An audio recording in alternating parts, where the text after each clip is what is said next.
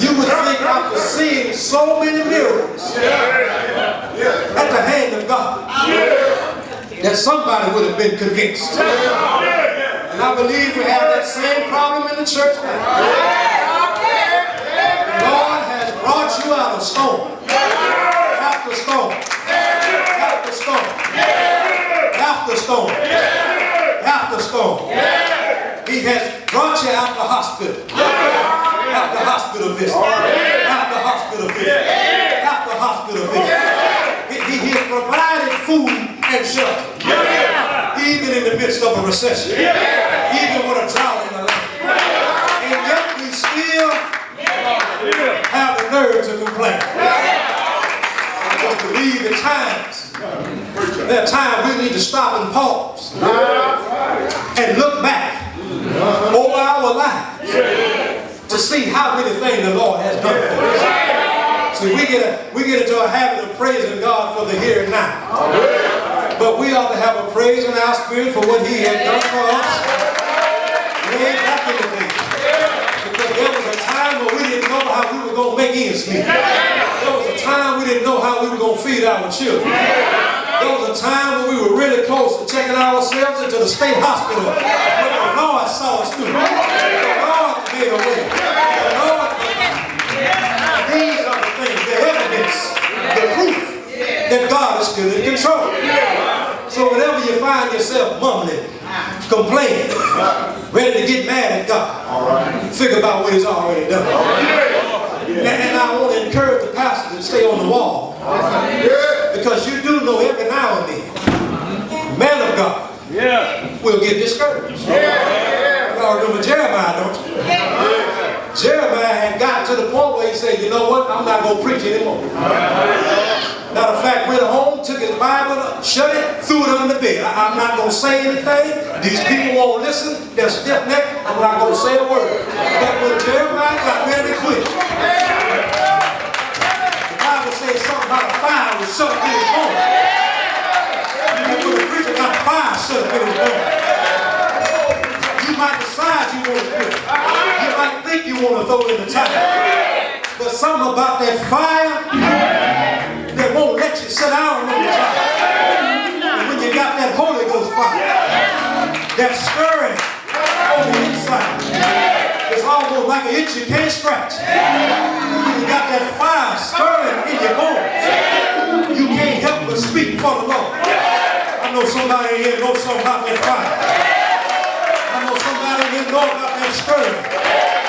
I know there'll be times you will get physically tired, emotionally drained.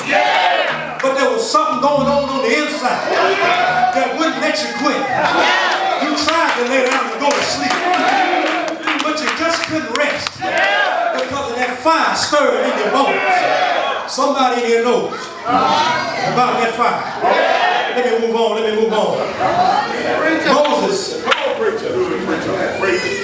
Moses had led Israel across the Red Sea. They seen the hand move of God.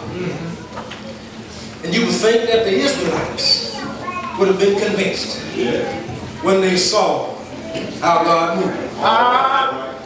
But notice what happened in verse 17, chapter 17, beginning at verse number 1.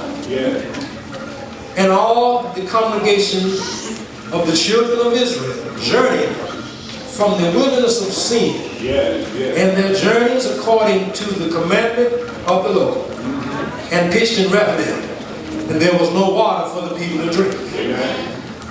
Wherefore the people did chide with Moses and said, give us water, that we may drink. And Moses said unto them, now notice this in verse 2.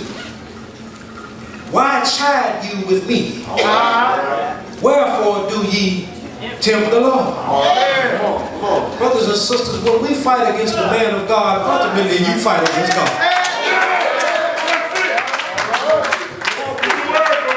The truth of the matter is, now watch me now, the pastor would not be serving in this particular house if God had not have sent him. So the only reason that the pastor is serving you is because the Lord said it. So when you complain and fight against your pastor, you fight against the one who sent you.